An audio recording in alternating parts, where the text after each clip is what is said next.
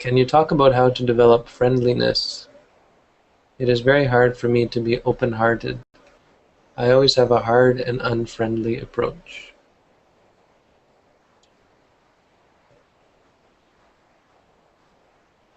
What you guys think? Want to have you want to develop more friendliness? Is that the question? Yeah.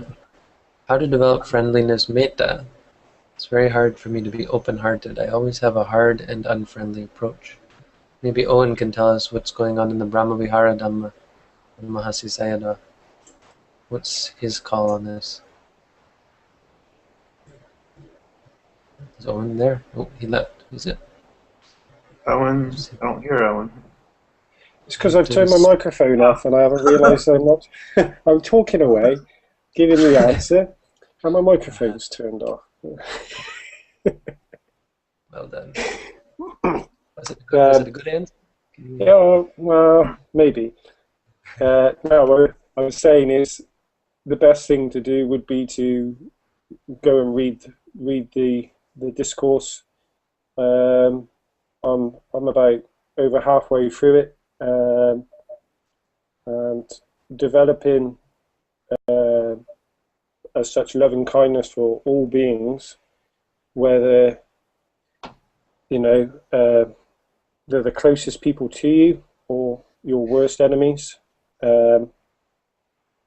It's building up that general sense of loving kindness to all. From reading the book, it states that you should start to develop metta towards the people furthest away from you. As such, if you have enemies or people you dislike, you should start off by developing loving kindness towards those kind of people first of all, and then follow through a process of trying to develop for all others. Are you sure it doesn't say? Normally they say to go for people you love first.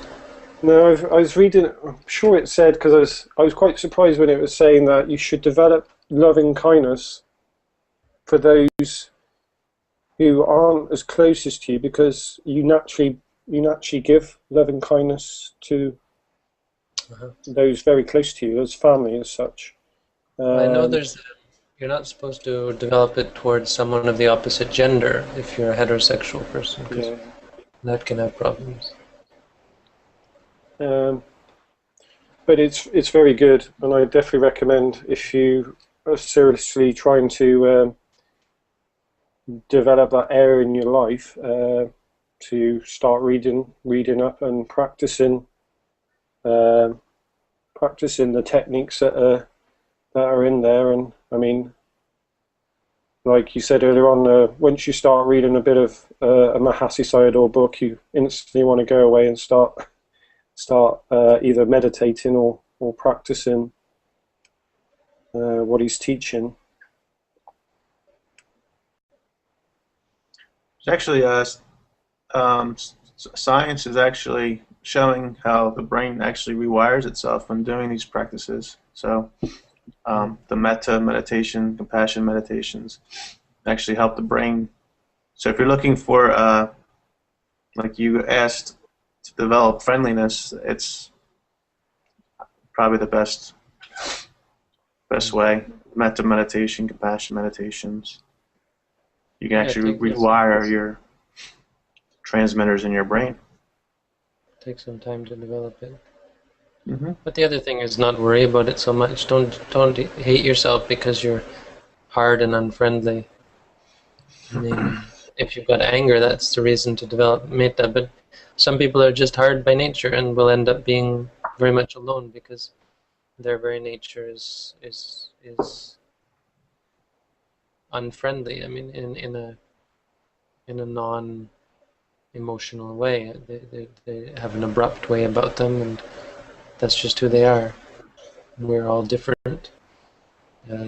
If you judge yourself and let people's reactions determine your actions, then you're just always going to be disappointed and upset.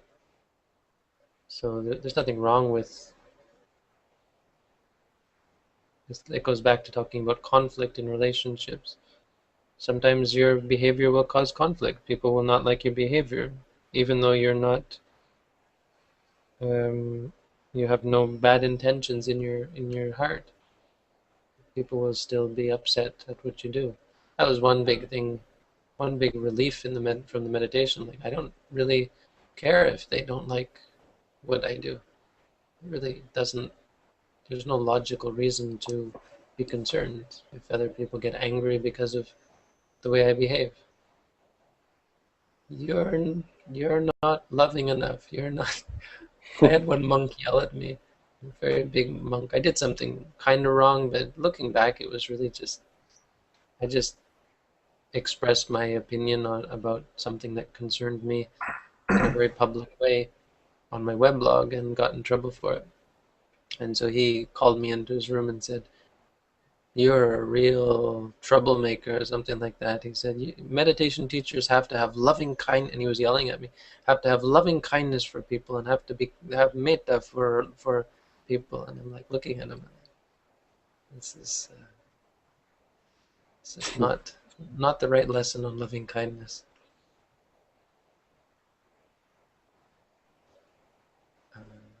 But yeah, so it's not really necessary to be open-hearted or this or that.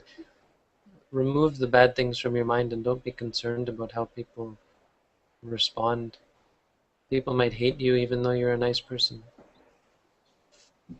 It can happen.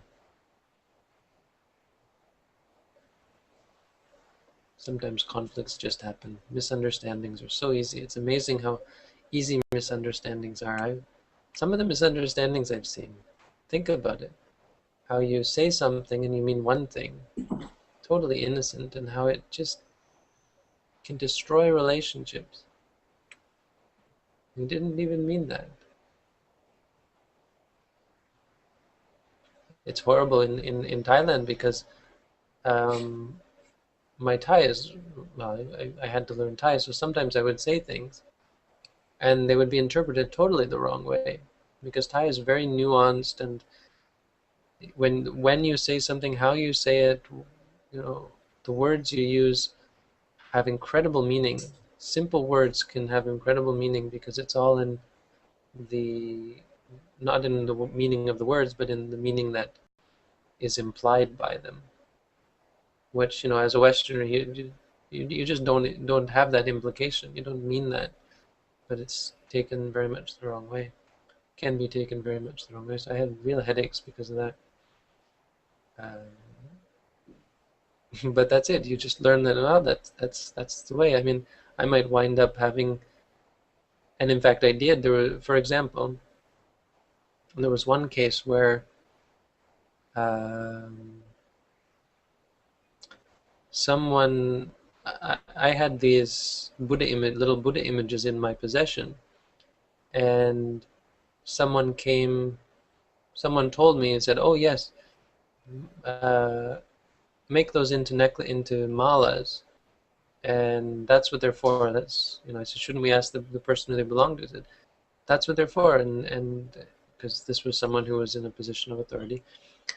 And so I did this. I got them all prepared and I made them up, and then I got in real trouble from the person who they belonged to, saying, look, he didn't even say it because people will never confront you, but he made it very clear that basically I was stealing or using incorrectly something that I had no permission to use. And I never told him that it was someone else who had told me to do this, that someone else in authority, because I didn't want to create problems between those two people. I knew that if I wasn't in trouble because of it, this other person would get in trouble because of it. I only bring it up because it was a good example of where my relationship with this other person was strained because of something I had never done, because something I wasn't even guilty of. And that's common in life. I can think of a dozen instances where that's happened to me. I know that even my teacher at times, there were times where my teacher got the wrong impression. People gave him wrong information about me, said I'd done this or done that, and then he, rather than confront me about it, because that's the thing in Thailand, they don't say, why did you do this, why did you do that? He just said, don't do X, don't go and do this. And I said, okay. And I knew what he was relating to. I knew that someone had accused me of doing something that I hadn't done. And I just said, I won't do it. And that was that. So potentially, if my teacher hadn't been the wonderful person that he was, he could have been very much turned off or upset about that. That just happens in life. So I just wanted to point out that you don't have to endear yourself to people. And you don't have to worry about your behavior. Worry about your intentions. Some people are very nice and very kind to people and actually miserable inside, or terrible people inside. Very good at winning friends. You know, the 4 kinds of Mita Patirupa or Patirupa Mita. Fake friends.